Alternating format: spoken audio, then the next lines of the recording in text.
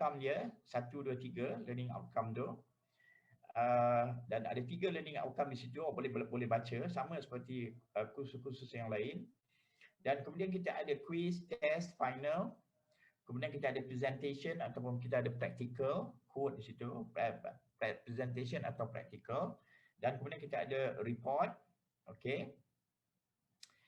Dan transferable skill yang kemahiran yang akan awak dapat adalah communication skill, social skill, team skill dan juga bertanggungjawab Okey.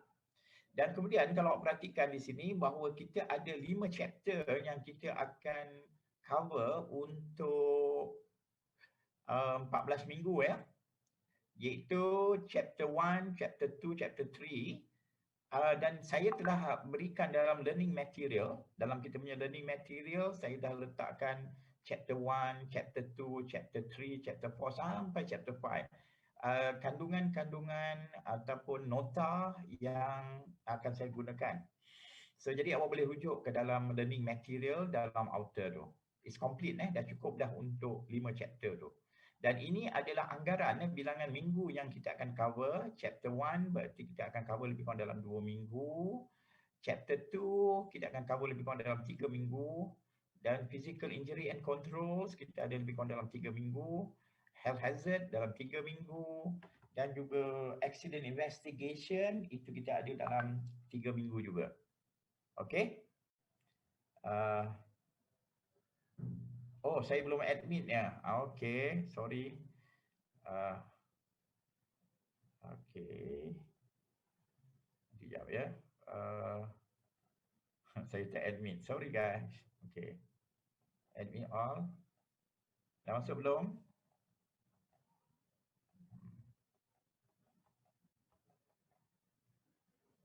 Okey.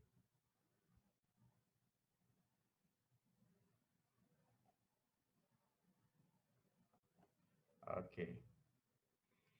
So, jadi saya harap all of you kalau boleh jangan masuk lewat kalau boleh try to seberapa yang boleh. Okay, you're welcome. So kalau boleh masuk saya bagi dalam lebih kurang 8 hingga 8 suku lah. 8 suku tu kita nak pastikan kedatangan dan sebagainya Please cuba masuk dalam waktu tu Please make sure sign in dekat outer untuk kedatangan awak dan kemudian masuk ke dalam Zoom Okay. Alright. Okay, great. Okay. Okay, so jadi ada 5 chapter dan itu lebih kurang dia punya masa dia. Dan kemudian kita ada quiz berapa persen, test, practical dan juga project dan kemudian kita ada final exam. Okay. Kemudian sekarang ni apa yang saya nak you all tengok sekarang ni? Saya nak okay. Saya ada share kepada you tentang assessment distribution Saya akan share ni. This is very important macam mana awak akan dinilai Assessment distribution. Assessment distribution. Okay, where there? Let me see. Okay.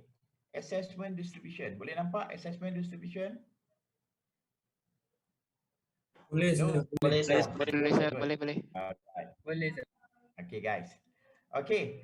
So tengok macam mana you akan dinilai Okay. Quiz 5%.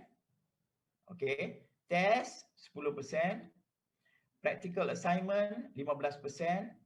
Project POPBL project ataupun case study kat sini kita ada 20%.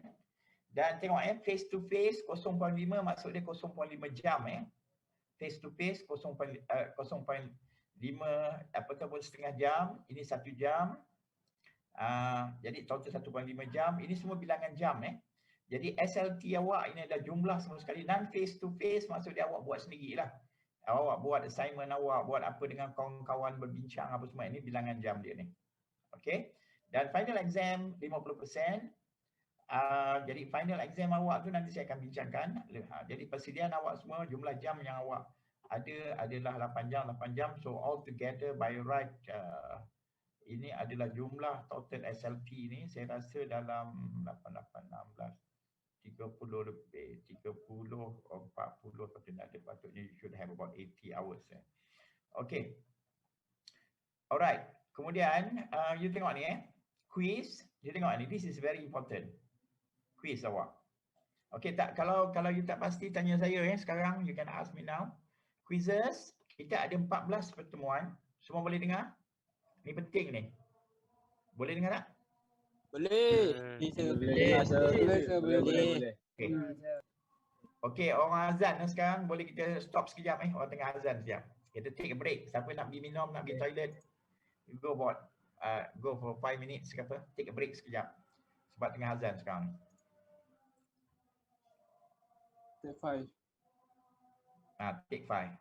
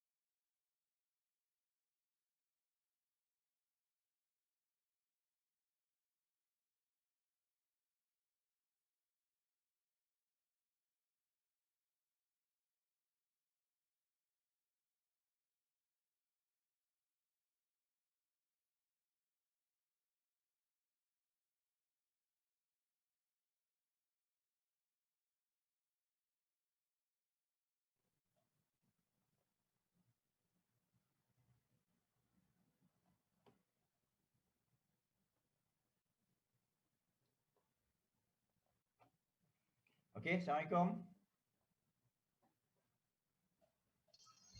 Assalamualaikum. Waalaikumsalam. Okey. Salam. Okey, alhamdulillah.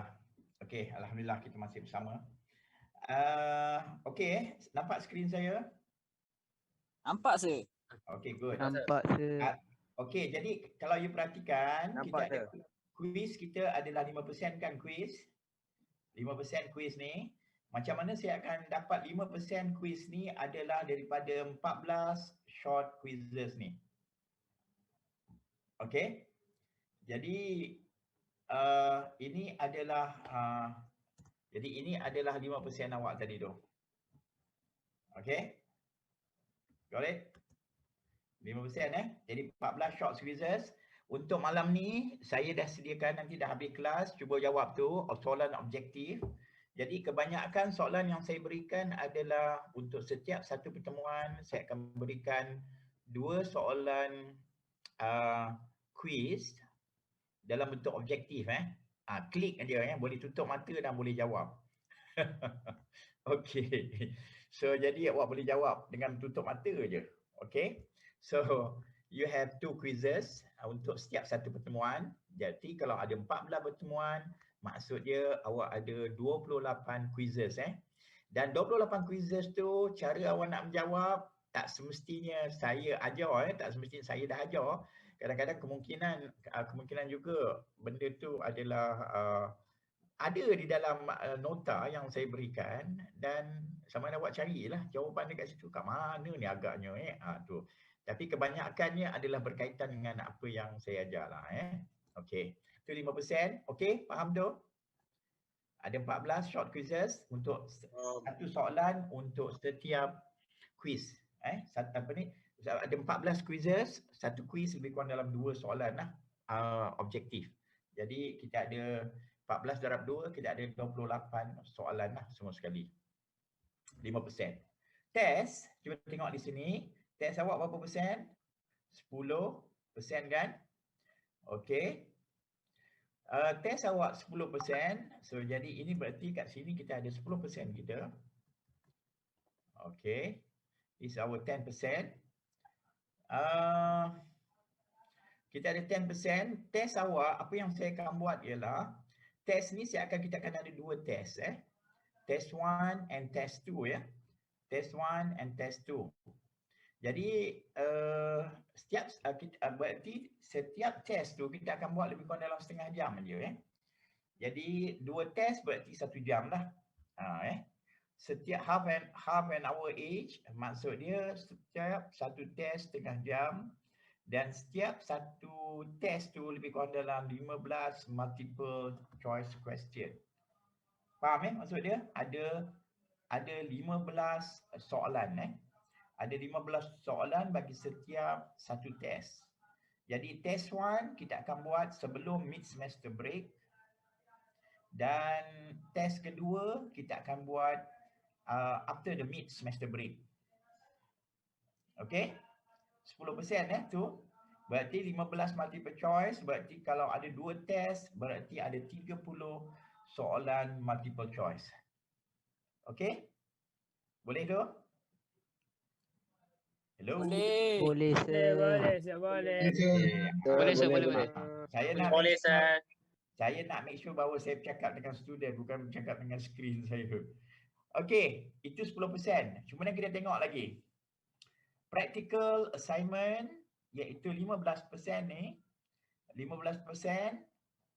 Okey, jadi apa yang saya nak awak buat? Untuk awak punya assignment atau practical, untuk chapter 1 hingga chapter 4, 4 assignment, tadi berapa persen tadi? 15% 15%. So I put there 15%. 15% kat situ.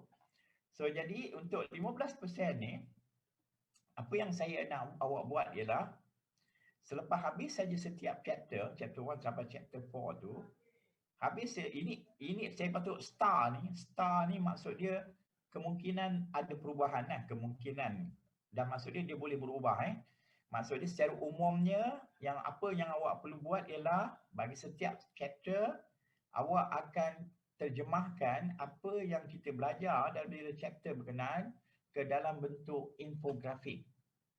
Jadikan dia ke dalam bentuk infografik. Jadi awak tak semesti ikut bulat-bulat seperti apa yang nota yang saya berikan. Awak boleh tokok dan tambah Awak dapatkan maklumat daripada tempat lain dan sebagainya, awak boleh tokok dan tambah asalkan tajuk itu adalah berkaitan dengan apa yang kita bincangkan. Sebab saya pun tak nak student saya bahawa terikat kepada nota sahaja. Saya tak nak tu. Boleh dan juga kalau awak perhatikan dalam e-book, ada tengok dalam e-book yang saya berikan? E-book. Hello? Dalam author, boleh ada tak tengok dalam e-book tu? Ada tengok tak? Dalam author, dalam e-book. Ada Ustaz, ada. Saya ada bagi contoh beberapa buku teks tu kalau awak nak beli tu beratus saya dapatkan daripada online. So kalau you want to buy that, it cost you a few hundred ringgit untuk tu. So jadi saya dapatkan e-book di situ. Kalau awak rajin nak boleh baca buku tu, it's good. Ada beberapa, saya ada 3 ke 4 buku e-book kat dalam tu. Dan satu lagi awak perlu ingat ialah bahawa apa yang awak perlu lakukan setelah habis setiap chapter, setiap kumpulan, sebab tu saya ada group assignment tu. Saya nak awak hasilkan daripada setiap chapter tu, jadikan dia sebagai infografik. Nampak tu? Lepas tu buat reflection. Reflection ni maksud dia ialah mungkin daripada infografik berkenaan, katakan dalam kumpulan awak ada 4 ataupun 5 orang dalam satu kumpulan ada 4 ataupun 5 orang. Jadi apa yang saya nak awak buat excuse me. Apa yang saya nak awak buat ialah untuk setiap kumpulan tu buat reflection. Apa beza reflection dengan presentation? Ada siapa tahu? Jangan awak carilah kalau macam tu. Ada siapa tahu tentang reflection? What is reflection? Biasanya dalam PBL ke apa awak buat reflection. Apa dia reflection? Refleksi. Search Google. Search Google ya, apa benda reflection tu? Yes. Reflection ni maksud dia penghayatan awak tentang pencapaian awak, kepahaman awak Maksud dia what can you appreciate about what you have learned in that chapter. Okay? You punya appreciation. Dia fokus kepada you tau. Bukan fokus kepada apa yang awak nak beri kat saya, tetapi dia fokus kepada diri awak. Daripada chapter 1 ni saya sedar cik bahawa beberapa perkara ni adalah penting untuk menentukan kita sentiasa sihat ke atau apa dan sebagainya, untuk menjaminkan keselamatan kita. Betapa pentingnya akta. Akta ni kalau dalam sini saya dapati bahawa akta ni nampak dia fokus kepada saya tau. Refleksi ni ialah is more on towards you. Kalau presentation ni kita lebih fokus kepada audience kita lebih kepada audience kita kalau presentation ni. Untuk kita memberi kepahaman kepada audience kita. Reflection ni adalah menerangkan apa yang kita rasa, apa yang kita faham, apa yang kita hayati saya. Dia banyak kepada saya, kami. So these are all the things about reflection. So you kena faham Jadi apa yang saya nak awak buat ialah awak dah ada infografik. Saya nak awak buat reflection terhadap chapter 1 tu, pecah-pecahkan dia. Kalau awak ada 4 atau 5 orang, mungkin setiap orang you have to have reflection dalam 5 minit ke apa seorang, cukuplah. Put into a video. Okay? Put into YouTube, jadikan dia unlisted jangan jadikan dia private. Saya tak boleh baca pun awak punya, tak boleh tengok video awak. Dan jangan, kalau awak nak jadikan public, up to you lah. Kalau public, semua orang boleh tengok. So you make it unlisted. Dan kemudian link tersebut you upload kepada author tu, link dia. Masukkan dalam PDF ke atau masukkan ke dalam Word. Jadi bila saya klik saja, when come to your reflection, infografik ni memang you submit lah. Dia punya infografik tu upload saja sebab file dia tak besar ke dalam author. Tapi audio awak, video awak tu dalam bentuk reflection tadi tu dalam bentuk video presentation, dalam bentuk video. So you put up into YouTube dan kemudian link tersebut letak dalam upload kepada author. Dan kemudian saya nak setiap orang buat a simple reflection terhadap chapter 1 contoh dia. Pecahkan chapter tu, chapter 1 tu pecah-pecahkan kepada bahagian. So setiap orang akan membuat reflection bahagian-bahagian tertentu. Okay? Faham tu? So kalau 5 orang, kalau katakan 5 orang, so kalau 4 orang, kata seorang 5 minit, dalam it takes about 20 minutes. Kalau 5 orang, 5 minutes seorang, dalam 25 minit. So it's about 20 to 30 minutes punya presentation lah. Ataupun 20 to 30 minutes reflection. Boleh faham tu? Boleh. Boleh sir. Faham sir, faham. Dia sepatutnya menyeronokkan. Kan you all kan suka bercakap dekat video, dekat apa, Facebook, apa semua kan, YouTube kan. So ni saya bagi peluang ni untuk berseronok lah dan saya bagi markah. So it's a reflection Ingat this is not presentation. Reflection. What you can appreciate about that chapter. Dan infografik jangan tiru bulat-bulat tentang apa yang ada pada nota tu. You boleh tambah, tokok dan tambah dalam apa yang ada dalam nota tu. Infografik. Apa dia infografik? Boleh somebody boleh terangkan kepada saya apa dia infografik? Can somebody please tell me what is infographic? Yang ada mind map tu. Apa dia? Macam Yang poster. macam ada mind map tu, mind map. Janganlah main map pula. Maklumat Poster. biasanya maklumat itu boleh disampaikan dalam bentuk teks, betul tak? Teks. Kalau awak baca macam sekarang ni, apa yang awak nampak ni semua dalam bentuk teks ni. Infografik berarti maklumat itu disampaikan menggunakan grafik, visual. Dia menggunakan grafik ataupun dia menggunakan visual untuk maklumat itu disampaikan. Macam sekarang ni, maklumat yang saya sampaikan adalah dalam bentuk teks dan audio. Ni dalam bentuk teks ni. Jadi kalau saya tukar ni maklumat ni dalam bentuk grafik, you will see a lot of very colourful, a lot of graphic, apa dan sebagainya untuk menerangkan tu. Faham tak? So, kan awak suka Google kan, carilah macam mana nak buat infografik yang baik. Even ada software yang free untuk buat infografik pun. Jadi, ya tugas awak adalah untuk setiap chapter tu menukarkannya dari bentuk teks kepada infografik dan kemudian itu satu file dan file yang kedua adalah link kepada video reflection awak lebih kurang dalam 20 hingga 30 minit. Sebab seorang akan membuat refleksi lebih kurang dalam 5 minit. So you combine it together. Jadi you pecah-pecahkan chapter 1 tu ada berapa yang you pecahkan dan kemudian setiap orang akan membuat refleksi bahagian-bahagian tertentu. Ada soalan? Ada soalan ke tidak? Tidak, sir. Clear Ya ada ini- sir. Ini saya akan share InsyaAllah nanti dekat clear. awak. Saya pun dah sharekan benda ni dekat awak dekat author Kemudian untuk untuk last kali adalah PBL. Siapa yang dah pernah buat PBL kat sini? Hello. Siapa yang dah pernah buat PBL sebelum ni? Problem based learning. Ada yang dah pernah buat problem based learning? Macam pernah. Benar, sir. Benar. Pernah Pernah kot. Pernah. Ada. English ke apa ke awak ada buat tak PBL ke apa dekat English? Algebra.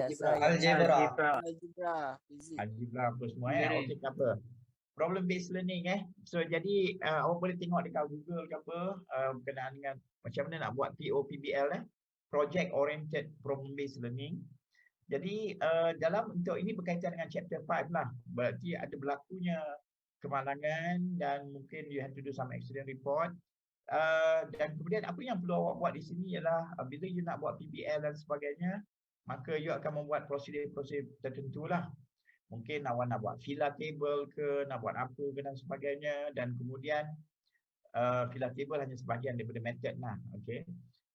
Fila table, lagi satu meeting, kena ada minute meeting, awak membuat buat minute meeting apa dan sebagainya. Dan awak tengok di sini bahawa pada satu je PBL ni, but it takes you 20%.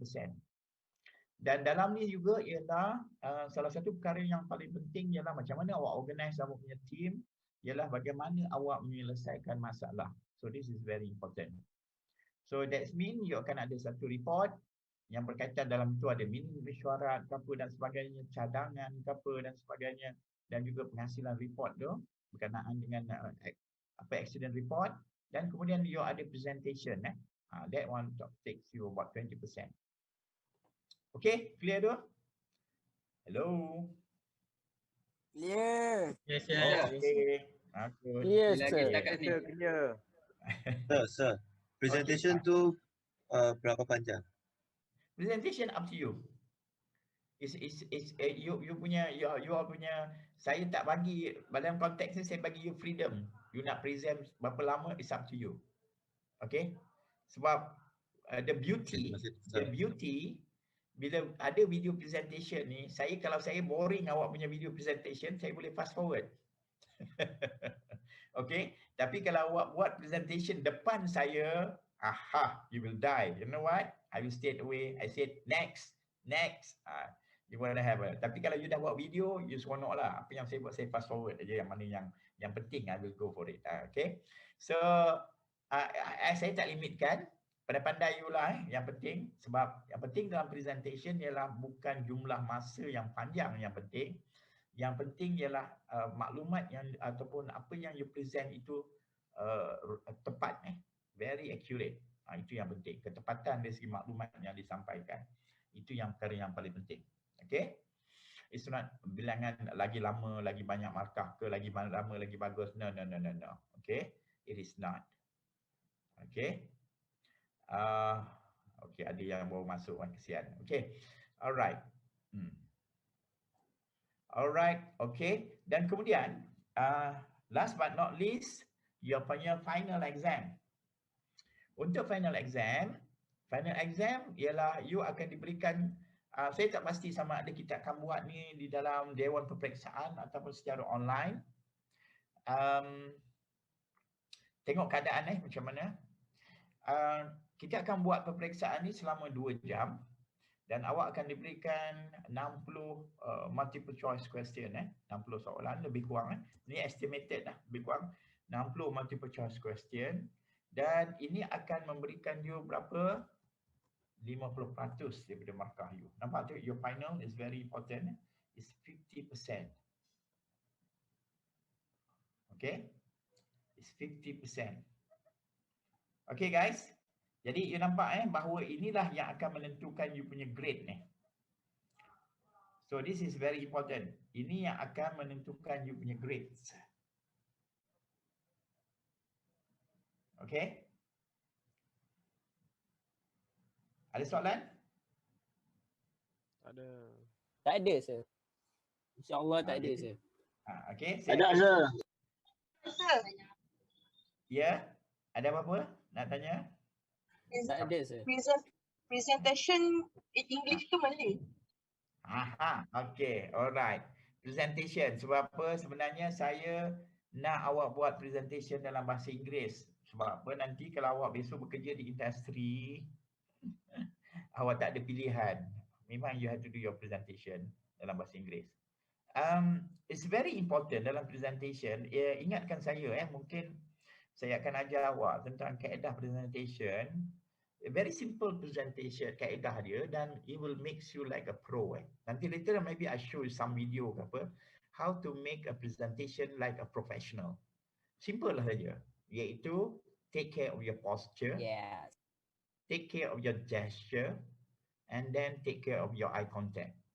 Bila you boleh jaga 3 perkara ni, posture, gesture, and eye contact, 3 benda ni kalau you jaga dengan baik, your presentation it looks like a pro. Simple. Maybe I will show you a video ke apa untuk kaedah buat presentation walaupun secara online. Sebab saya cadangkan bila you nak buat pembentangan secara online, jadi kalau you katakan macam saya sekarang ni, walaupun saya bercakap secara dengan awak secara duduk, tapi awak akan tengok itu dari segi saya punya posture, gesture, hand gesture saya dan eye contact tu. So it looks confident. Okay. So jadi kalau nak buat presentation yang lebih baik ialah you nampak daripada atas sampai ke bawah, dan then you stand up and you make a presentation sambil berdiri. Itu lebih baiklah sebenarnya. Okay, it's much better. Okay, but your choice. Saya hanya cadangkan dari segi posture, gesture dan sebagainya. Posture, macam mana kedudukan tubuh badan kita. Gesture di sini maksud dia kita punya hand gesture kita. Eye contact ialah macam mana kita arah kita punya mata kita tu. Okay. Eye contact kepada audience. Okay, this is very important. So presentation in English ya. So practice lah, belasah je. Yang penting confident. Okay. Alright. So have fun, man. Have fun. You're supposed to have fun. So I'm not really interested whether you have a good English, good command of English or not. Saya punya main concern ialah you punya self-confident. Itu yang paling penting dalam presentation. Okay. Dan report, presentation. Lagi satu, dalam di sini ialah presentation. Dan lagi satu you kena submit juga ialah maybe you have a PowerPoint.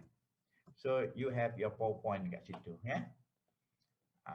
Jadi 3 benda ni you kena submit. Report, presentation and presentation di sini maksud dia ialah you punya excuse me, video presentation and your PowerPoint. Ada 3 benda yang you kena submit report, video presentation and your PowerPoint. 3 benda perlu disubmit dalam author Semua ni submission adalah pada author.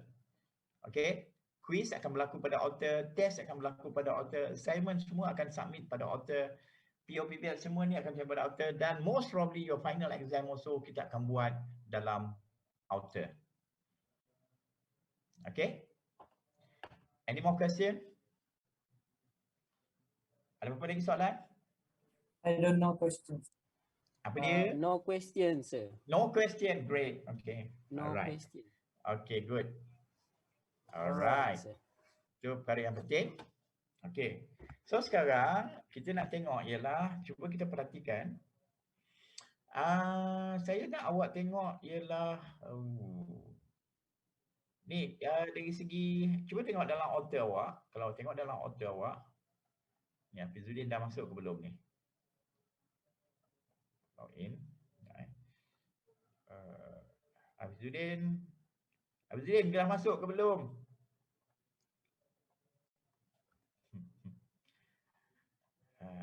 Okay. Mana Hafizuddin ni? Okay, good. Hafizuddin dah masuk. Hafizuddin ada dekat dalam Zoom ni? Hello? Hafizuddin ada dalam Zoom? Tak ada dalam Zoom. Senyap je ni. Hafizuddin ada dalam Zoom tak?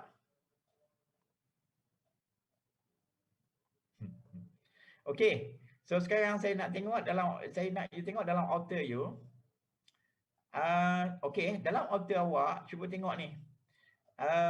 Look into your author, cuba tengok dalam course info. Course info ya. Course info, kalau dalam course info apa yang saya sediakan dalam course info, sekejap let me see. Share option. Okay. Okay, boleh nampak? Hello, boleh nampak saya punya? Boleh, sir. Boleh tak? Okay. So Boleh. tengok dalam tadi stream Boleh, tadi, you tengok dalam saya punya stream tadi tu.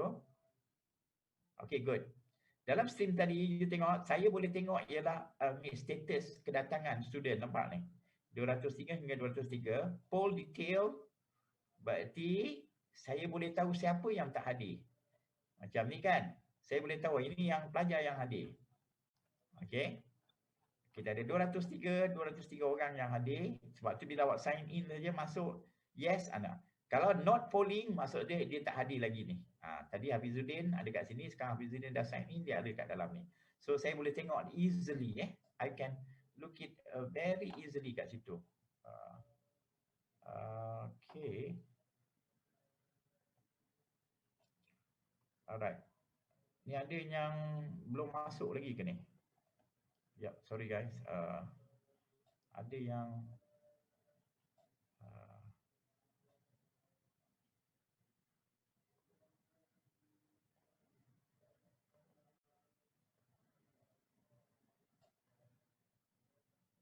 hello?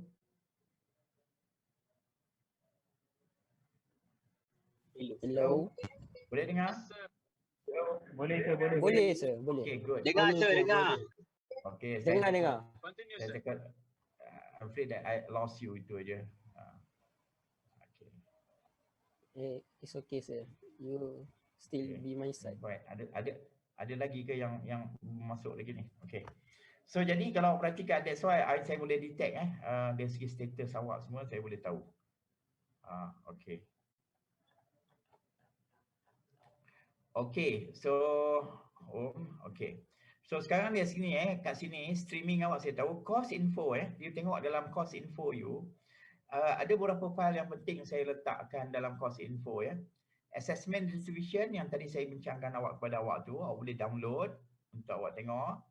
Dan kemudian senarai pelajar DAE 10 ni, 102 ini adalah senarai pelajar. So if you want to know about your team members, semua ada kat dalam tu. Kemudian RPP pun ada dekat course information ni. Kemudian learning materials. Learning materials saya dah masukkan situ semua topik-topik tu dalam ni.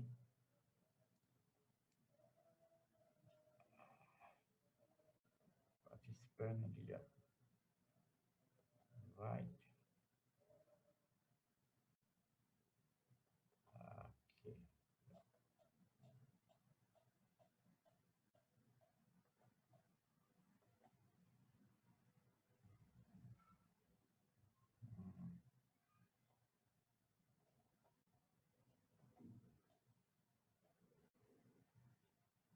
Okay, sekejap. Okay. So, jadi kalau you perhatikan di sini, bahawa setiap chapter tu dah ada dalam learning materials. Dan kemudian awak tengok dalam akta dan peraturan tu ada banyak berkaitan dengan akta. Dan bawah ni saya tunjuk juga some of those berkenaan unsafe act dan unsafe condition yang saya buat di situ. Okay.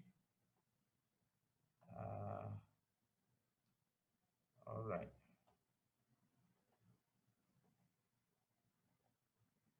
Okay. Alright. Okay. Dan kemudian so kita ada group activities Dalam group activities ni awak tengok contoh dia macam chapter 1 awak punya infographic dan presentation. Hello? Hello, Yes, dengar yes, tak? sir. Yes, sir. Dengar. Okey. Awak boleh tahu tak kumpulan awak? Hello. Okey, setiap kumpulan saya berikan nama. Boleh, sir. Setiap kumpulan saya berikan nama, contoh dia Contoh dia. Section 1 Group 5. S1 G5. Maksud dia Section 1 Group nombor 5. Siapa dia? Muhammad Firdaus, Muhammad Hafiz, Muhammad Hazmi, Muhammad Iqmal dan Muhammad Mirza. So ada 5 orang ni. Awak sepatutnya awak tahu siapa kumpulan awak ni Dan kemudian no files maksud dia belum lagi assignment belum di-uploadkan lagi. Dan saya boleh tahu bila awak upload awak punya file dan siapa yang upload. Saya tahu saya boleh tahu tu. Jadi kalau awak upload lambat, maksud saya tahulah. Jadi awak tak boleh tipu saya. Cik, saya dah hantar. Saya boleh tahu awak hantar tak hantar sebab dia ada timestamp dia nanti. Pukul berapa awak hantar, tarikh bila, siapa yang hantar pun ada kat dalam ni. Okey? Siapa yang submit, saya anggap dia buat kerja lebih lah tu. Siapa yang submit. Kalau orang tu tak kisah, dia tak submit lah kan. Biasanya siapa yang menghantar apa semua tu, orang tu kerja lebih lah biasanya kan. Jadi kalau dia kerja lebih, maka lebih lah patutnya kan. Tapi tak, saya tahulah siapa yang rajin kalau konteks ni. Okay. Alright, what's next? Okay, itu you punya group activities Group activities. So kalau you tengok situ, group activities tu,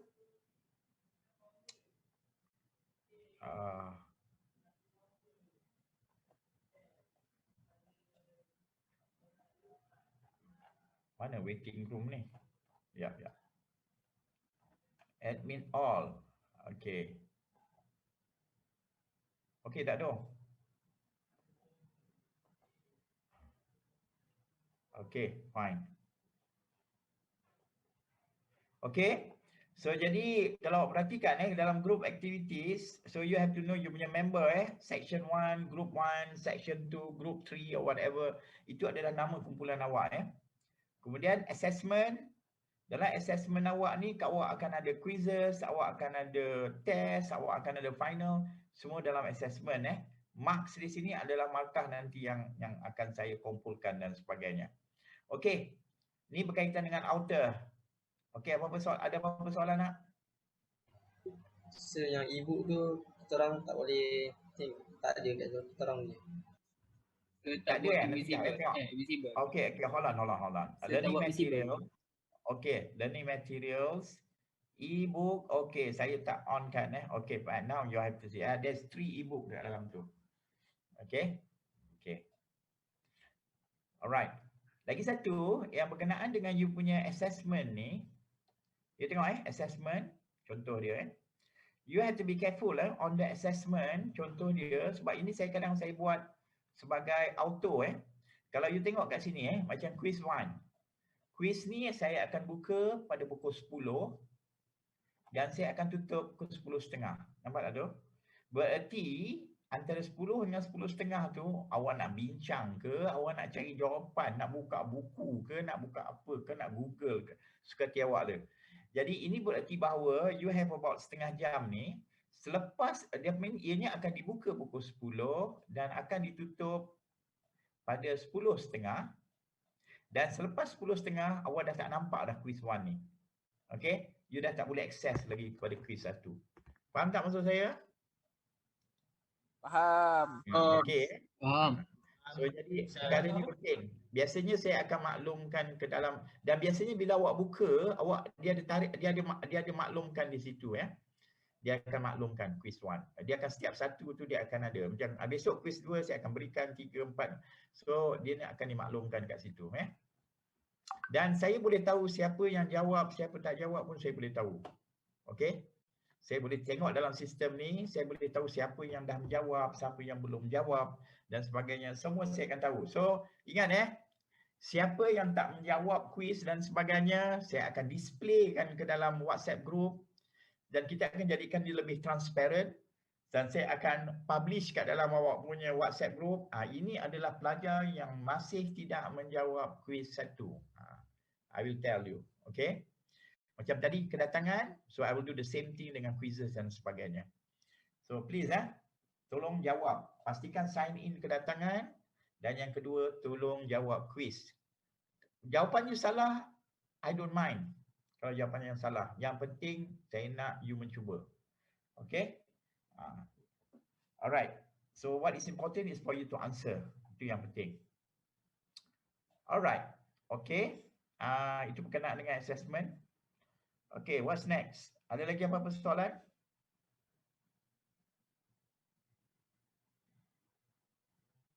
Ada apa lagi? No, sir. Okay. Alright, stop sharing. Ada soalan. Okay, fine. Okay. Hello? Tak nampak muka awak pun? Nampak dahi je. Yes, sir. Saya ada. Nampak dahi awak aja, muka tak nampak. Allah. Mana yang lain ni? Tak Ada, nampak sir. pun tak? Ha? Ada, sir. Ikli, Ada, saya ada, nampak nampak mata sir, ada, awak ada. aja. Ada. Ke sengaja tak nak tunjuk muka? Malu-malu je. Malu-malu. Alamak, menyampah lah. Okay. Yang lain ni pun tak nampak pun muka. Allah. Tidur ke? Syadan, okey Syadan. Syan, Ada. Okay, sir. Syan ada sini muka. Okey. Ni gambar ke video ni? Syan. Video. Tak bergerak pun. Okey. Ni kadang-kadang macam gambar je ni, mata juling je ni, tak bergerak pun. Okey. Alright. Alright. Okey, Chan dah nampak bergerak.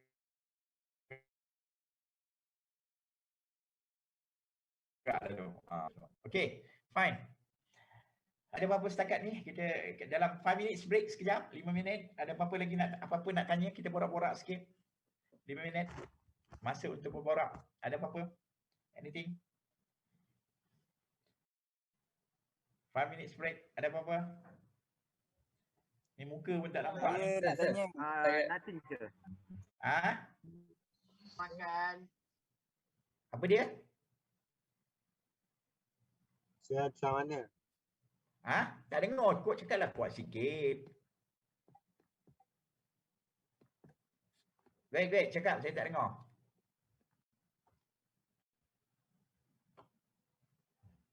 Kejap lagi ada quiz ke?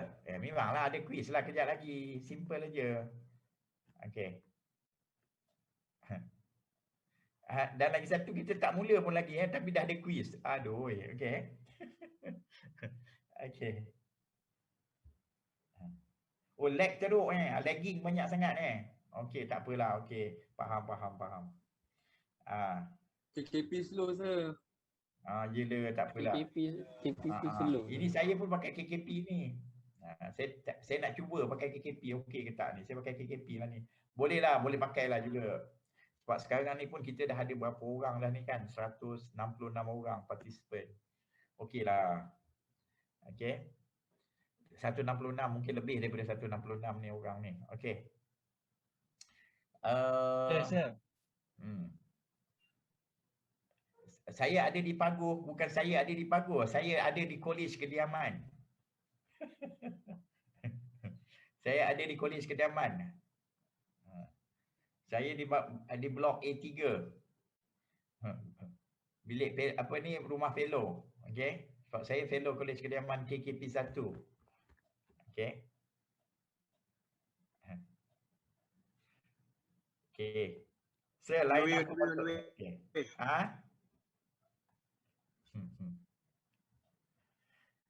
Okay, it's okay. Sebab apa benda ni we just go through. Sebab apa nota ada, apa ada dan sebagainya. It's fine, it's fine. It's alright. Okay. Umur saya berapa? Cubalah teka. Kan saya dah kata 2-3 tahun lagi saya pencen. So okay. Berapa? 57. Betul lah tu, 57, 58. Okey. Bahaya apa umur awak lebih tua kot daripada bapak awak kot. Lebih kurang sama umur bapak awak. Okey. So you all ni semua macam anak-anak saya lah. Okey. Alright. Umur 25 lagi bagus lah tu. Okey. Alright. So kita dah dapat sama, sebab apa saya pendedahan yang saya berikan adalah intro tadi itu sebenarnya untuk memastikan bahawa mentally you are prepared for this subject lah for this course. To me is quite a simple course and interesting dan ianya boleh banyak memberi manfaat dalam kehidupan awak sebenarnya. It brings a lot of things dan yang akan bawa manfaat dalam kehidupan awak dan juga kerjaya awak. So this is very important. So OSH ni dia bukan hanya untuk pekerjaan dan juga dia melibatkan juga persekitaran kerja kita persekitaran kita macam awak di Kolej Kediaman pun kalau awak gunakan OSH is very good jadi awak dengan bila awak dah belajar OSH ni nanti cara awak melihat sesuatu perspektif awak dah menjadi berbeza jadi awak boleh tahu bahawa ini berbahaya atau tidak dan sebagainya, apa risiko dia dan sebagainya. You are more concerned about that. Sepatutnya lah bila awak dah habis daripada semasa awak menjalani kursus ni dan juga setelah melaluinya, you will be more sensitive about your environment sebenarnya. And even yourself Okay. Okay, terima kasih. Mudah lagi tu. Okay, terima kasih. Okay. Sekarang ni saya nak you all tengok topik yang pertama. Let's start kita punya kelas. Okay, ladies and gentlemen, boleh kita start our journey? Boleh kita mula dengan chapter yang pertama? Boleh sir. Boleh. Okay, good. So kita mula dengan chapter yang pertama. Awak pun boleh buka juga chapter tu. Okay. Kalau awak buka dalam kita punya author tu, chapter 1, pada learning materials. Jadi saya nak pastikan bahawa apa yang saya letakkan kat sini memang berguna sebab tu saya sendiri pun akan buka di sini learning material kita. So jadi kita akan perhatikan kita punya chapter 1 nampak tu 1.1 to 1.2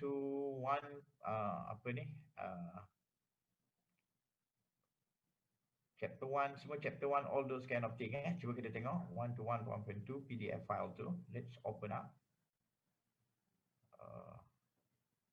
Okay.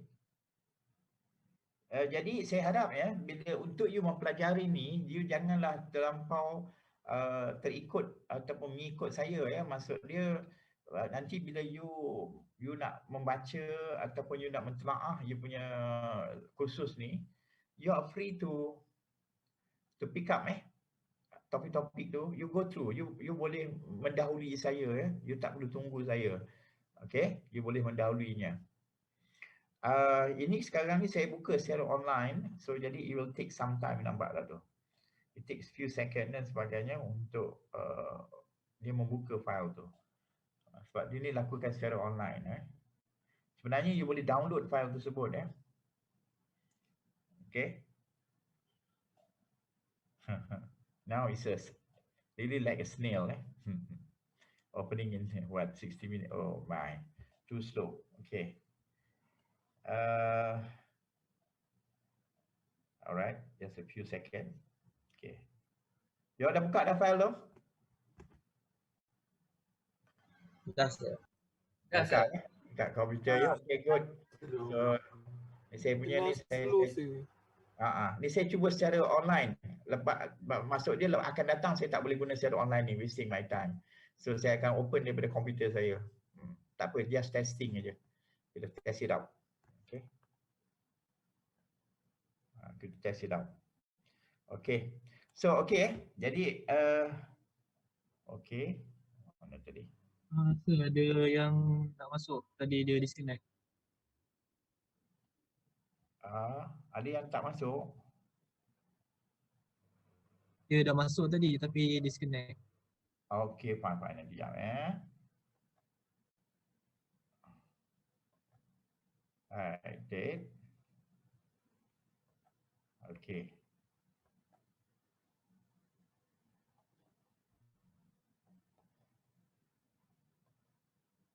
Alright.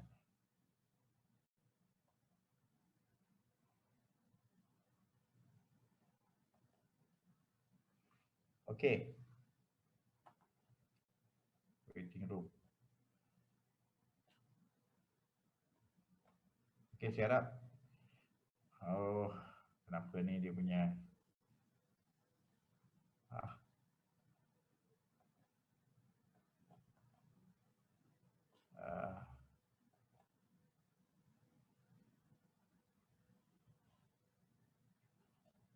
okay. Dah masuk Alright. Sorry guys, sekarang kita terputus kadang masalah internet kita ya. Okay. Alright. Ya.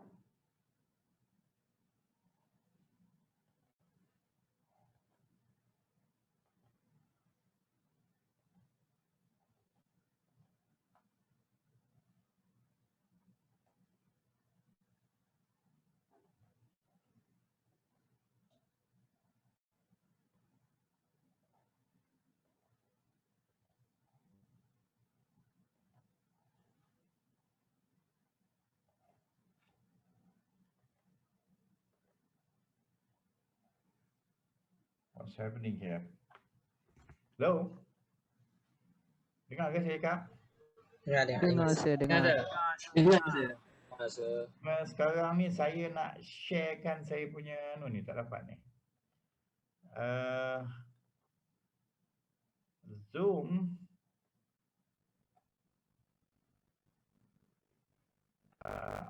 Okay.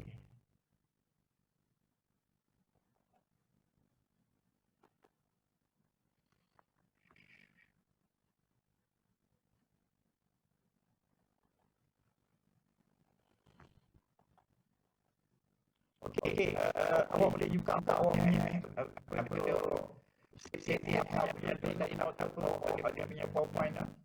PDF file tu boleh buka? Boleh. Okey. Cuba tengok tu Okey, tak apa. Sorry, get me. Okey. Sekarang saya tanya I want to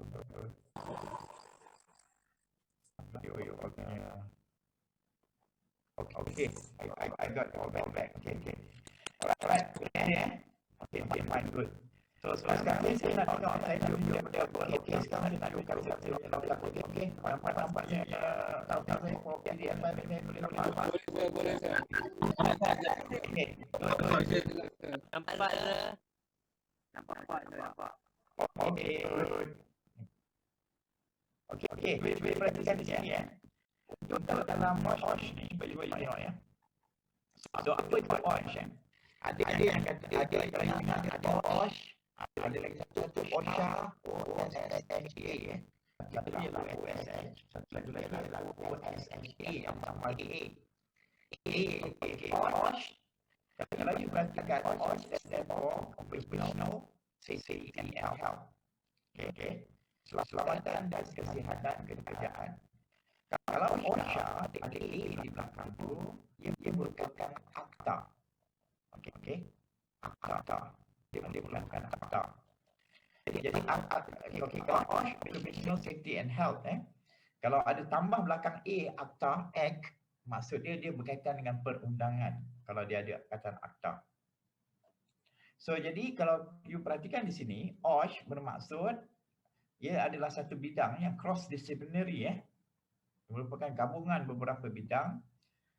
Apakah perkataan yang penting tu? Ialah untuk menjaga keselamatan, kesihatan dan kebajikan yang berkaitan dengan kerja. Apa dia? Iaitu menjaga apa dia? Keselamatan, kesihatan, Kesihatan, kebajikan. So you kena ingat tu, kebajikan yang berkaitan dengan pekerjaan yang berkaitan dengan pekerjaan. Okey. So jadi dia melibatkan berbagai-bagai bidang. Kalau you tengok kat sini, ni bidang apa ni sebenarnya? Kalau you tengok sini, ini berkaitan dengan construction. Ini sebagai seorang doktor, ingat, even lawyer pun terlibat dengan OSH sebenarnya. Dan you tengok ni siapa ni? Tukang masak chef pun juga berkaitan dengan OSH. Nampak tu? So, nanti kita akan perhatikan apa yang tak terlibat, nanti kita akan tengok. So, semuanya berkaitan pekerjaan adalah berkaitan dengan OSH. Okey. Sebab ini penting untuk menjaga keselamatan, kesihatan dan kebajikan pekerja. Okey? Itu penting. Okey. Cuba tengok di sini. Beberapa istilah yang penting di dalam OSH adalah perkataan seperti hazard, risk and danger. Jadi di sini beberapa perkataan yang penting di sini adalah apa itu hazard, apa itu risk dan apa itu danger. Okey. So, jadi kalau you perhatikan hazard, risk, danger, ni sebagai analogi dia, risk. Jadi kalau tali itu terputus, kalau tali itu terputus, apa yang akan berlaku? Dan apakah kemungkinan yang akan berlaku? So, jadi ini perkara yang perlu kita faham daripada gambar ni. Okey. Alright. So, jadi ini adalah beberapa definisi yang penting yang berkaitan dengan health, kesihatan, safety, welfare, kebajikan, hazard, risk and danger. Okay. So, jadi kalau you perhatikan di sini, apa maksud health? Okay, protection of bodies and minds of people from illness resulting from materials, process or procedure used in the workspace. Nampak tu? Jadi perkara yang penting ialah untuk kita melindungi apa dia? Bodies, maksud dia kita punya badan ataupun fizikal kita, dan juga minds, minda. Nampak tu? Dia istilah penting ni. Tubuh badan kita, minda, okey. People, maksud dia orang ataupun pekerja, daripada kesihatan, daripada kemalangan ataupun daripada penyakit ataupun kemalangan yang dihasilkan daripada bahan. Nampak tu? Very important ni. Bahan di mana kita bekerja, apakah bahan yang kita gunakan, apakah proses yang kita lakukan, dan juga apakah tata cara prosedur yang digunakan di tempat kerja. So ini yang berkaitan dengan kesihatan. Safety, apa maksud safety? Safety maksud dia ialah measure and practice undertaken to prevent, okay, measure and practice undertaken to prevent and minimize the risk of loss of life, injury and damage to the property and environment. Okay, so jadi berapa penting keywords di sini? Apa dia? Berkaitan dengan safety. Perkataan yang penting di sini adalah berkaitan dengan safety ialah perkataan to prevent, okay, to prevent and minimize, okay, the risk of loss of life yang berkaitan dengan nyawa, kecederaan dan juga damage to property. Nampak tu? Maksud dia berkaitan dengan nyawa, berkaitan dengan kemalangan dan juga berkaitan dengan property, dan juga persekitaran. Jadi ini perkara yang penting, life,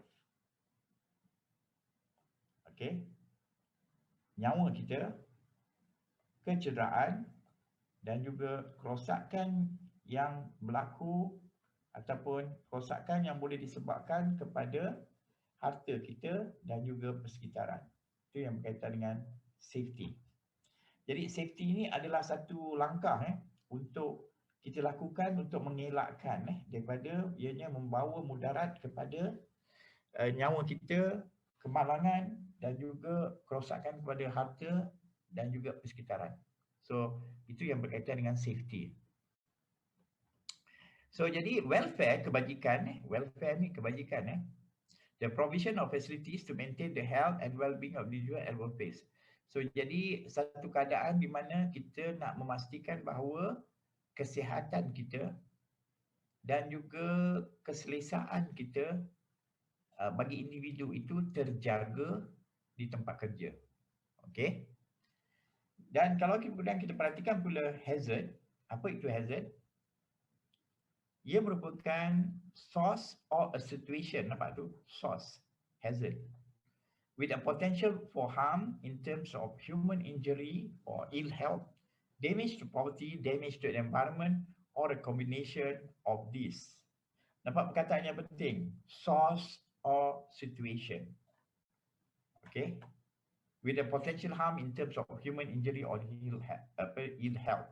So kalau kita perhatikan kat mana hazard dia? Kat sini kan hazard dia. Okay.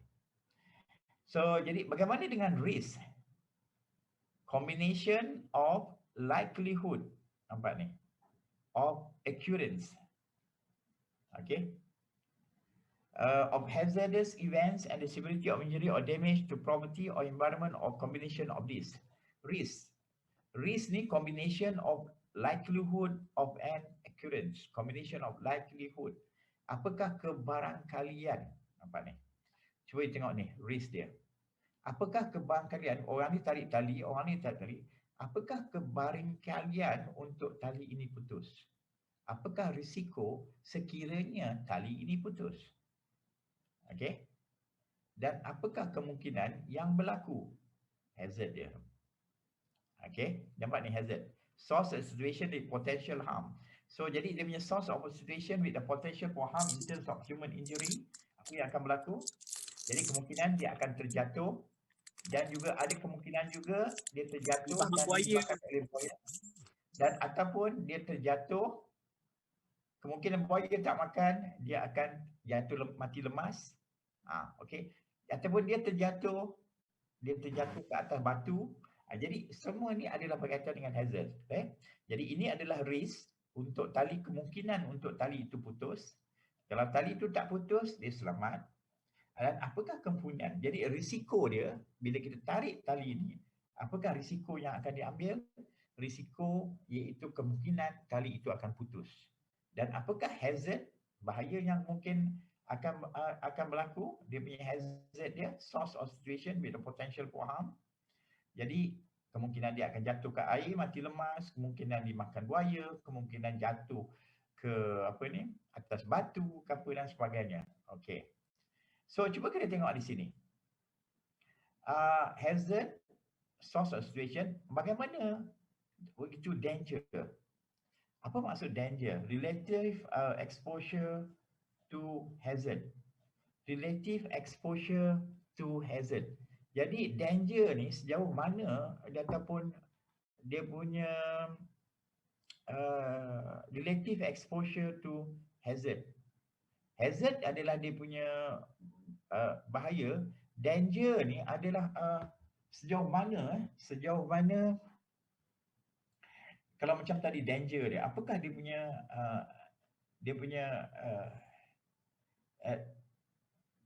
di situ kalau kita perhatikan danger di sini, relative exposure to hazard. Kalau kita perhatikan ialah kalau kita tengok di sini kan, bahawa cuba kita tengok di sini, ambil kaitan di sini. Apakah sejauh mana katakan kita kirakan tentang buaya di sini bawah ni, hazard dia adalah di mana kemungkinan dia akan jatuh. Jatuh ke dalam air, itu hazard dia. Dan dari segi danger dia, maksud dia sejauh mana dia punya danger dia. Adakah berarti dia akan lemas sahaja ataupun dia dimakan oleh buaya? Itu dari segi dia punya danger, relative exposure kepada jatuh di ke dalam air ataupun dia jatuh ke atas batu. Itu yang berkaitan dengan danger. So it's okay. Nanti from time to time kita akan perhatikan istilah-istilah ni dengan lebih mendalam ya. Pertama sekali 3 perkataan ni. Apa itu hazard? Nampak? Perkataan keywords dia. Ni. Source or a situation with a potential for harm. Source or situation with a potential for harm. Okay. Risk, combination of likelihood of occurrence. Tadi. Dan danger adalah relative exposure to hazard. Okay. So, jadi kalau kita perhatikan macam tadi, risk sejauh mana ataupun probability untuk tali itu putus jika ditarik. Hazard adalah dia punya source situation with potential for harm. Maksud dia kalau hazard tadi ialah hazard yang kemungkinan akan berlaku ialah mereka akan terjatuh ke air. Jadi danger dia, apa dia punya danger dia? Relative exposure, maka akan berlaku, mungkin akan ada yang mati lemas, akan ada yang dimakan buaya, dan apa lagi? Mungkin ada yang akan terjatuh ke atas batu. Jadi relative exposure to hazard tadi tu. Okay. Okay, get that idea? Alright. View. Alright. Ada 3 orang lagi ni. Baru nak masuk ya. Okay. Terkeluar. Kena kick out ni. Terkeluar ni kot agaknya. Okay. Alright. Sorry guys. You auto terkeluar pula kat situ. Okay. Okay. Kemudian ya. Kalau kita perhatikan. Seterusnya. Okay. Hazard classification. Hazard classification. Okay. Bagi hazard classification. Nampak ni. Hazard that can cause physical harm. Maksud dia akan memberikan, boleh membawa kepada kecederaan fizikal. Okey. Jadi kalau kita perhatikan, kita ada physical, psychosocial, ergonomics, chemical, biological. Okey, ada berapa jenis hazard? Hello? Hello? 5. Ada saya ada 5. Okey. Alright. 5. Okey. Kita ada berapa hazard? Ada berapa jenis hazard? 5. 5. Ada 5 je. 5. Okay, good. Physical, biological, chemical, ergonomics and psychosocial. So bagi physical terdiri daripada 2. Mechanical dan juga electrical. So apa maksud biological? So jadi contoh dia macam COVID-19. COVID-19 adalah biological sebab dia melibatkan living organism yang akan memberi what they call it, mendatangkan bahaya kepada kesihatan manusia. Itu biological. Biasanya biological ni yang berkaitan dengan benda hidup lah. Could be secara yang halus. Kalau yang halus punya, you talk about apa dia? Contoh dia yang paling kecil, virus ataupun bakteria. Kalau yang besar, mungkin ada juga burung, apa lain, biological ni is something yang living things, kulat apa dan sebagainya. Dia boleh Ulau. yang merupakan punca, dia menjadi pada punca kemalangan itu sendiri. Kemudian chemical, kalau you perhatikan hazard. Okey, ingat balik semula tadi ni hazard. Apa dia? Source, nampak tak? Source of situation. Dia merupakan punca dia. Punca dia tu. Okey.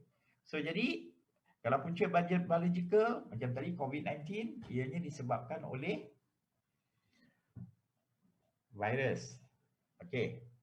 Chemical hazard, bahaya yang disebabkan oleh chemical. Maksud dia kalau biasanya pencemaran yang berlaku disebabkan oleh bahan kimia. Contoh dia apa dia? Contoh dia yang disebabkan oleh bahan kimia. Yang sebelum ni dia apa? Sungai Kim di Johor Bahru dan sebagainya. Itu adalah pencemaran kimia yang berlaku di Selangor. Buangan kelang. Bahan buangan kimia kan? Sisa-sisa kimia itu. Okey, kemudian ergonomics. Itu pun hazard juga punca dia. Contoh dia workplace condition that pose the risk of injury the musculoskeletal system of the workers. Maksud dia ialah dari segi macam mana awak duduk, yang berkaitan dengan sistem kita panggil apa ni? Skeleton kita lah, yang berkaitan dengan musculoskeleton kita, maksud dia yang berkaitan dengan tubuh badan awak ni, tulang yang ada pada diri awak, muscle yang ada pada diri awak dan sebagainya.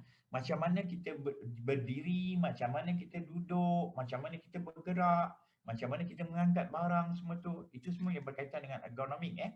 Dan ini juga merupakan punca bahaya dia. Okey. Psychosocial.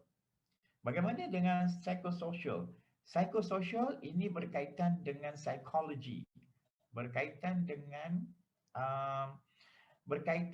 minda kita Psychosocial ni berkaitan dengan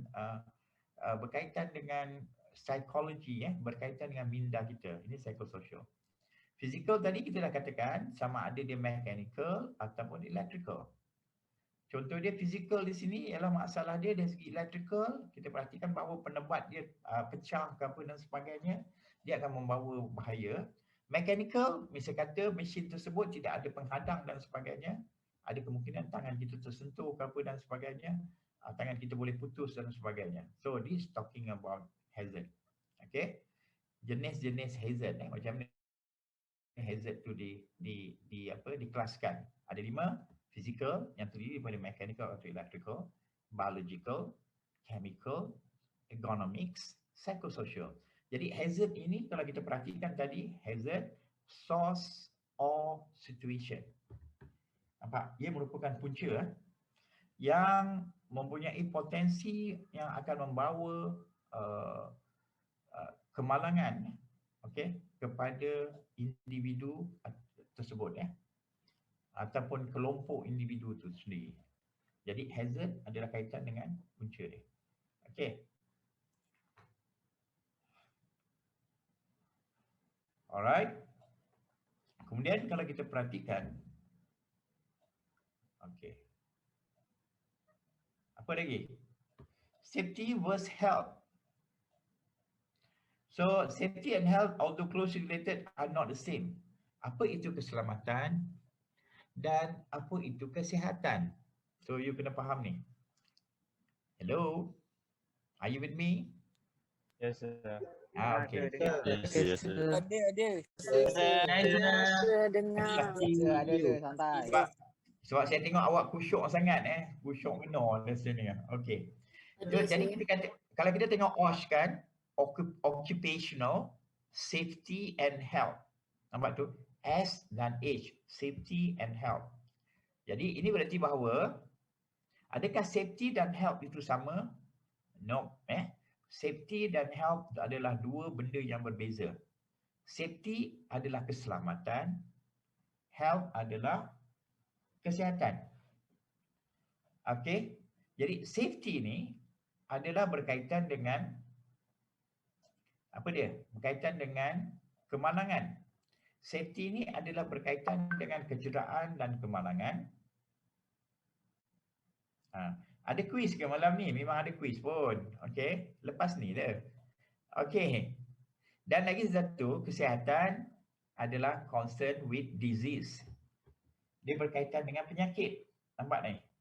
Injured, kemalangan, itu safety.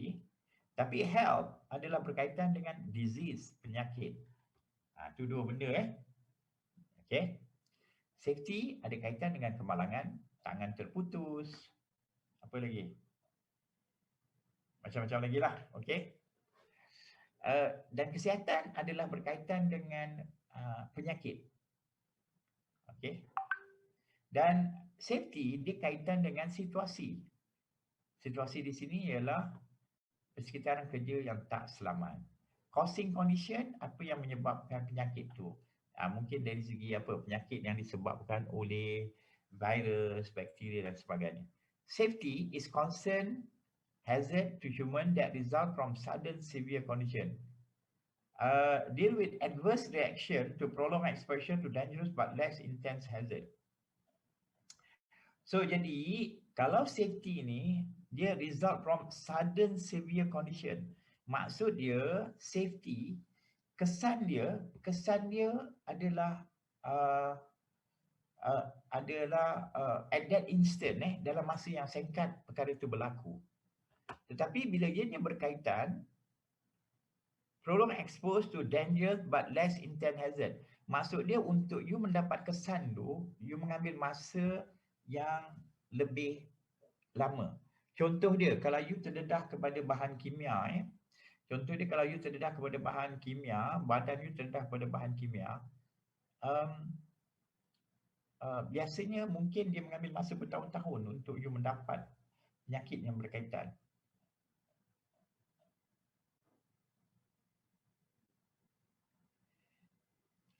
Ataupun you terdedah kepada bahan radioaktif, it will take you a very long time, takes you some time, bertahun. Ataupun you terdedah kepada virus dan bakteria. Kadang-kadang penyakit itu tidak berlaku secara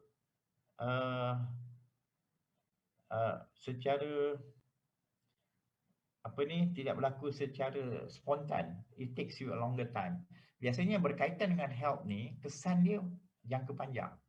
Yang berkaitan dengan safety ni, dia punya kesan atau impact dia adalah jangka pendek, in a very short time. Apa-apa yang terlepas, you got to ask your friends. Sebab banyak benda yang kita bincangkan dari segi penilaian dan apa dan sebagainya. So you got to ask your friends. Kalau mana yang tertinggal, yang penting bagi saya adalah kedatangan tu yang paling penting, that's priority. Jadi kalau you tak boleh masuk dalam video ni, saya cadangkan dan sebenarnya you should be able to masuk ke dalam video dalam kita punya Zoom ni. Sebab berbeza dengan dengar orang cakap dan kita dengar first hand, is two different thing. I can understand lah kadang-kadang kita masalah dari segi internet tu. Okey, jadi kalau kita perhatikan di sini, cuba tengok ni. Hazard, defects on. Jadi kalau kita perhatikan di sini, apakah dia punya hazard di sini ataupun punca yang boleh berlaku, yang boleh menyebabkan berlaku ataupun punca yang boleh menyebabkan berlakunya kemalangan. Punca di sini. Cuba kita tengok ni. Nombor satu apa? Ni apa benda yang berlaku nombor satu ni? Apa sebenarnya nombor satu yang berlaku ni? Cuba tengok ni gambar ni. Dekat lantai. Tak, nombor satu ni. Satu. Air. Dia dekat dengan laptop. Dekat Dekat sos elektrik. Okey. Kopi dia dekat kat komputer. So, jadi isu dia sekarang ialah minuman berdekatan dengan komputer. Jadi apa yang berlaku, ianya boleh merosakkan komputer kan. Jadi kalau air itu tertumpah, dia punya risiko untuk air itu tertumpah. Jadi hazard di situ ialah air itu boleh tertumpah. Kalau air itu tertumpah kepada keyboard kita, kepada komputer kita, dia akan merosakkan kita punya dan juga akan merosakkan sistem kita dan sebagainya. Cuba tengok yang kedua. Apakah hazard yang berlaku di sini? Pintu keselamatan tu. Halangan pada keselamatan. pintu Tutup kecemasan. jalan Itu terbuka. Terhalang. boleh nak keluar. Okey.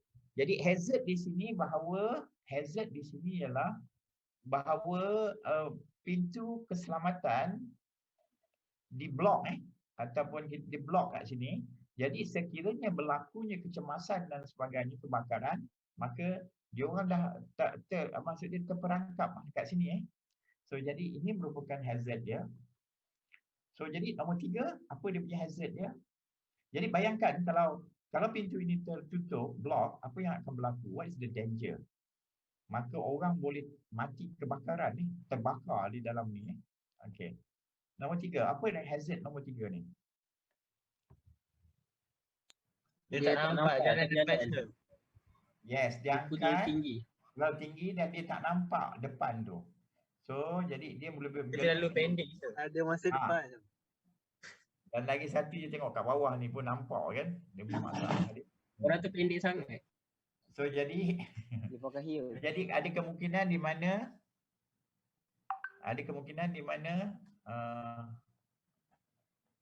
okey. Ada kemungkinan di mana dia akan menyebabkan kemalangan. Sebab apa? Dia mengangkat barang yang begitu tinggi, dia mengganggu penglihatan dia Ini punca dia. Jadi apa yang akan berlaku? What kind of danger? Macam-macam boleh berlaku. Okay, what kind of danger? There's a lot of danger can happen. Okay, dia boleh terjatuh ataupun orang lain juga, benda yang dia bawa dia boleh mengempap orang lain. All sort of danger. Apa lagi? All sort of thing lah. Cuba tengok yang keempat. Apa yang berlaku? Yang keempat ni, pintu terbuka. Ada wayar. Wire Dia boleh tersungkur. Jatuh. Jadi ini menjadi punca Sebab tu nanti apa yang kita buat ni, nanti kita akan belajar dalam satu bab yang dinamakan sebagai hazard identification ataupun hazard identification. Maksud dia bila kita berada dalam satu ruang, kita akan mengenal pasti apakah hazard yang ada pada ruang berkenaan, persekitaran berkenaan. Ini sebenarnya kita dah pergi kepada hazard identification ni, mengenal pasti hazard. Okey? Maksud dia merupakan punca kemalangan jadi dia boleh menyebabkan kemalangan ataupun ianya adalah punca kemalangan. Cuba okey. So apa yang kita buat sekarang ni dinamakan sebagai hazard identification. Okey. Jadi kalau pintu terbuka ni, ini adalah hazard dia. Apa yang boleh berlaku? Orang terlanggar, tangan tersepit, kalau ada apa dan sebagainya. Dan apa lagi? Macam-macam lagi lah boleh berlaku. Tikus boleh masuk kat dalam ni. All those kind of thing. Ni punca dia. Cuba tengok yang nombor 5. Mana nombor 5? Macam-macam boleh masuk. Awak pun boleh masuk. Okey, nombor 5. Kat bawah, boleh tajam. Yes. Kalau lagikan, iaitu bahaya hazard di sini benda tajam boleh menyebabkan luka ataupun kalau awak terpijak awak boleh terjatuh, dia akan roll. Dan kemudian awak tengok juga apa lagi hazard yang ada kat sini. Wire tanggal. Okey, apakah risiko yang kalau kita Takut kena elektrik. boleh Short. Habis gantung. Okey, dia punya hazard ni Okey. Nanti dia mati kerah. Okey. Jadi tadi kalau kita perhatikan okey. Apa lagi kalau kita perhatikan nombor 5, banyak benuk kat sini ni, macam-macam ada. Kalau kita perhatikan nombor 6 ni, apa nombor 6 ni sebenarnya? Hazard nombor 6 ni. Cuba tengok, apa hazard nombor 6 tu? Buku tu boleh jatuh. Yes. Maksud dia stacking, kita dah buat stack kita terlalu tinggi. Apa yang berlaku, buku ni boleh terjatuh ke apa dan sebagainya boleh menghempap orang lain dan sebagainya. Tak apa. Kita ambil 7, tengok nombor 7 ni. Apakah dia punya hazard dia di sini? Tak stabil. Jatuh Yes, kursi. dia gunakan Jatuh kursi. kursi apa dia pijak ke Dia apa pijak. untuk menggantikan bulb ke apa dan sebagainya. So berbahaya juga. Hazard dia. Apa lagi? Ni unsafe act unsafe act. Cuba kita tengok macam-macam lagi kan. So many dekat sini ada macam tengok. Nampak ni? Macam awak buat dekat kolej kediaman ni. Sambung apa dia? Soket outlet tu sambung kau main banyak ni. Nampak ni? Dia boleh overload. Yes, dia boleh overload dan dia boleh terbakar tu, boleh terbakar. Kita bakar. Okey. Bakar kita Nombor 8. buka 5. Awak tengok kat sini nombor 8 ni apa ni? Apakah hazard dia? Serangga perosak. Tikus makan burger. Tikus. Keracunan. Tikus tu boleh kencing tu. Bahaya tu. Seri tulang. Rezeki tikus. Keracunan makanan. Carrot je, sakit carrot. Tikus makan shawarma. Keracunan di makanan je. Better tikus pada kita. Ini akan jadi kencing tikus ni kot. Okey. So jadi ini apa yang kita perhatikan di sini. Kalau kita tengok kawasan ni sebenarnya kadang-kadang kita rasa bahawa banyaknya yang bahaya kat sini there's a lot of hazard here. You'll be surprised dekat kolej kediaman you tu, dekat bilik you dekat kolej kediaman, you'll be surprised bahawa there's a lot of hazard in your room. Kalau tak percaya you tengoklah sekarang ni. Apa agaknya hazard yang ada kat bilik tu yang boleh menjadikan punca kemarahan. Banyak dekat kolej kediaman you tu. Okey, tak apalah. Ini just have some idea apa itu hazard Hazard. Kalau kita balik kepada sini lagi tadi, kita ada hazard, psychosocial, ergonomic, chemical, biological. Macam tadi tu. There's a lot of apa hazard. Physical hazard, biological hazard, chemical hazard, ergonomic. Ada tak yang berkaitan dengan ergonomic tadi? Ni berkaitan dengan ergonomic betul tak? Duduk, senyet. Ni ergonomic ni. Okey, cuba kita tengok. Hazard yang berkaitan dengan physical. Ada tak? Electrical dan mechanical. Ini. Nampak? Ini lah physical lah yang berkaitan dengan electrical. Mechanical. Nampak ni? Dia boleh tergelincir. Ini pun berkaitan dengan mechanical juga. Ini pun berkaitan dengan mechanical. Cuba tengok. Psychosocial ada tak agaknya kat sini? Yang berkaitan dengan psychosocial.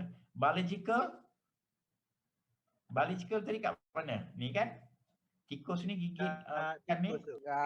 Patutnya bakteria ke apa dan Medi. MACD. Lagi satu ni, merokok ni apa ni? Merokok agaknya ni, merokok ni. Mana satu agaknya? Chemical. Merokok. Yes. It can be a chemical arise from contamination with harmful or potential harmful chemical Narkotin tu akan dibebaskan dalam udara Jadi orang lain yang akan ni okey. Lagi ada lain tak yang kita tengok kat sini Biological ada, chemical ada lain tak chemical kat sini? Anything? Ni nampak ni. Apa yang dekat bawah ni pun kita tak tahu apa benda kat sini ni.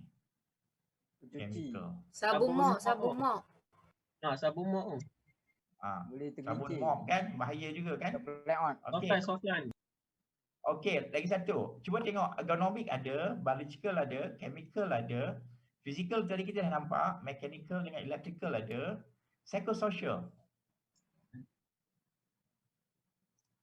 Psychosocial situation that may cause distress or psychological harm and social problem. Psychological harm. Okey. Kat mana agaknya? Ada tak yang berkaitan dengan psychosocial? Yang berborak. Rokok tadi chemical. Tapi ia juga boleh memberikan stres Ada yang membawah sir, ada yang membawah. Ni nampak ni kat belakang ni, nampak tak ni? Ni belakang ni. Orang dating sir. Masih ajak Dah tutup aurat saya, dah tutup aurat. Awak dia. Ini maksudnya ini tempat untuk bekerja, bukan untuk tempat dating. Jadi bagi orang lain dia tak menimbulkan, orang lain tak akan selesa macam tu Jadi ini elemen psychosocial. Solar brother. Contoh. Okey, contoh lagi. Contoh dekat bilik ni bising. Orang ni cakap, orang ni apa, dia mengganggu ketenteraman pekerja dan itu juga adalah psychosocial. Nampak tak? Okey. So ini kalau kat sini you tengok sini, ni apa berlaku ni? Ni biological punya ni. Sampah masyarakat. Ini tadi ni mungkin Masyarakat. Alright. So jadi kalau kita perhatikan di sini, Apa yang you akan perhatikan? Ini macam ni trip tadi ni, terlanggar trip, ini adalah fizikal tersangkut kaki dan jatuh. Itu adalah risk. Jadi kalau kita perhatikan tadi dalam gambar tadi tu, semua hazard classification ni semuanya ada dalam tu. Betul ke betul? Betul. Okay? Alright. Okay. Kenapa kita perlukan OSH? Kenapa kita perlukan Occupational Safety and Health ni? Kenapa penting sangat kita nak belajar tentang OSH ni? Kenapa penting sangat kita nak belajar tentang OSH ni? Supaya ada backup. Bukan isu nak dapatkan A or A+ ke apa. Ni, legal argument yang berkaitan dengan undang-undang. You tahu kalau apa-apa berlaku, awak boleh masuk penjara, sama ada majikan awak masuk penjara, ataupun awak masuk penjara, ataupun awak didenda beribu ringgit, ataupun kedua-duanya sekali. Bila berkaitan dengan undang-undang ni, dua benda lah. Sama ada awak dipenjarakan, ataupun awak didenda dalam bentuk wang, atau kedua-duanya sekali. Kena ingat dong. Ada faham? Ada faham ke tak faham ni? Ada. Faham, sir. Faham. Faham. Dia bukan hanya melibatkan SPRM. Jadi OSH ni dia bukan berkaitan dengan SPRM. Dia ni melibatkan, bukan awak kata kalau kerja ni jangan terlibat dengan rasuah. No, you have to understand bahawa OSH ni ialah jangan terlibat dengan kemalangan. Sebab apa? Bila berlakunya kemalangan, maka awak sebagai majikan ataupun awak sebagai pekerja, ianya memberi impact kepada awak. So you have to understand. Awak boleh didenda, awak boleh dimasukkan penjara ataupun kedua-duanya. Economic argument. Apa dari segi economic argument?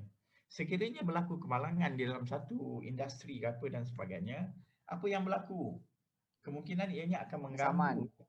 Yes, ianya boleh disaman. Pekerja boleh saman awak.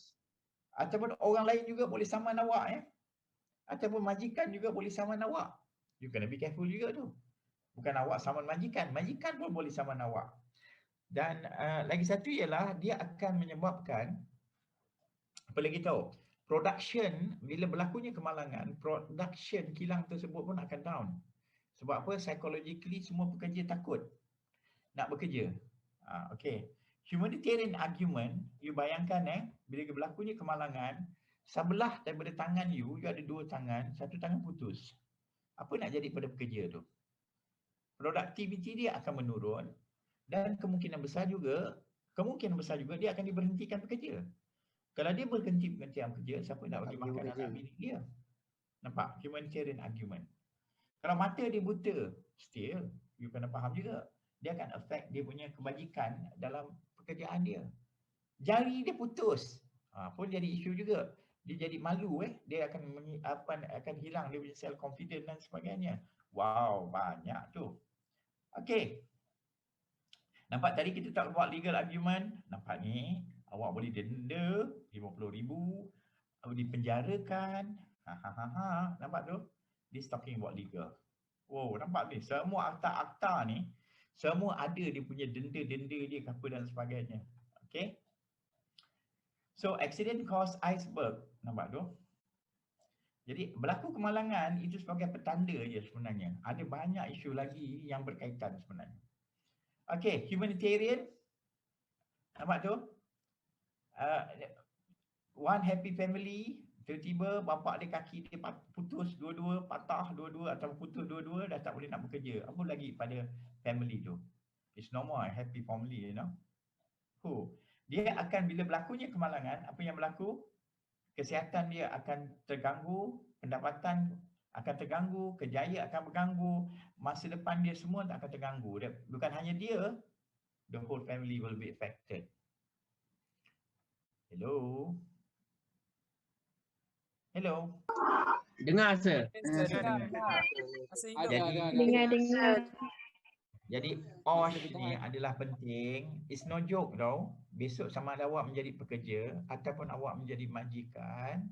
Jadi perkara-perkara yang berkaitan dengan safety and health ni adalah dua benda yang penting.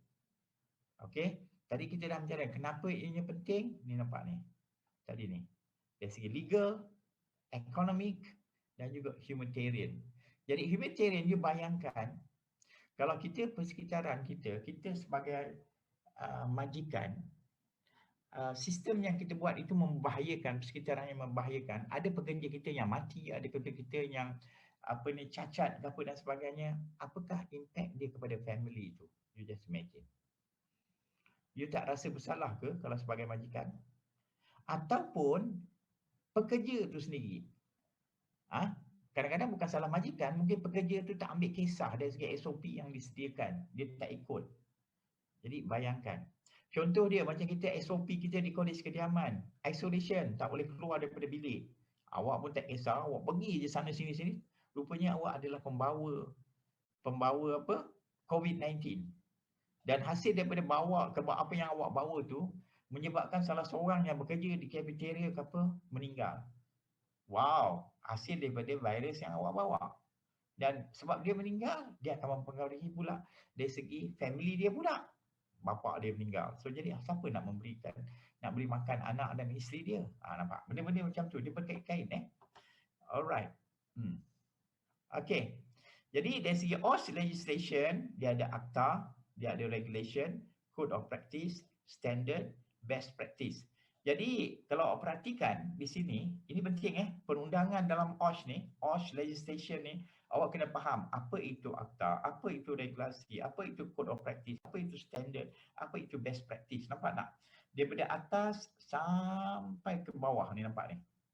Jadi yang atas ni, itu yang tadi, akta tadi tu. Awak boleh didenda, awak boleh penjarakan apa semua, dia berkaitan dengan akta tadi tu. Dia berkaitan dengan undang-undang. Jadi kalau yang bawah ni, ini adalah, yang ini mandatory dan yang bawah ni voluntary. Ini adalah sunat. Voluntary ni kita boleh anggap lah voluntary ni benda yang sunat. Maksud dia, you diberikan kelonggaran ataupun you memberikan sesuatu yang sunat lah. Yang ni mandatory, wajib. Itu adalah satu yang wajib. Dan ini adalah sesuatu yang sunat. Ini penting kat sini. Okay guys, dah pukul 10 dah. Tak apa. Okay, sekarang ni cuba tengok, kita nak buat eksperimen sikit lah. Cuba tengok. Sekejap hello. Saya dah tak nampak. Saya pun tengok tengah kipas saya dah kat atas pula. Hello. Ada sir. Yes, sir. Yes, sir. Okay. Sekarang saya nak you buka quiz. Cuba buka quiz tu. Cuba tengok quiz. Assessment. Pergi kepada assessment. Cuba tengok quiz 1. Dah boleh masuk dah quiz 1? Boleh sir. Okey. Boleh sir, boleh. Okey, jadi untuk yang peringkat yang cuba tengok tu. Assessment. Jadi saya nak semua orang masuk. Cuba buat ni. Untuk first meeting ni, saya bagi awak peluang lah. Okey, cuba tengok soalan 1. Cuba tengok soalan 1. Apa dia soalan 1?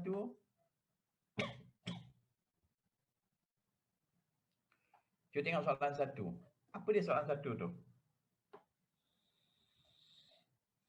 Ada siapa boleh bacakan kepada saya soalan 1?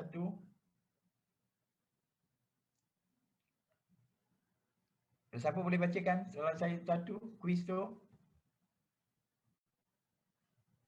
Hello? What is responsibility of employee Boleh sir. under the Occupation Safety and Health? Okey.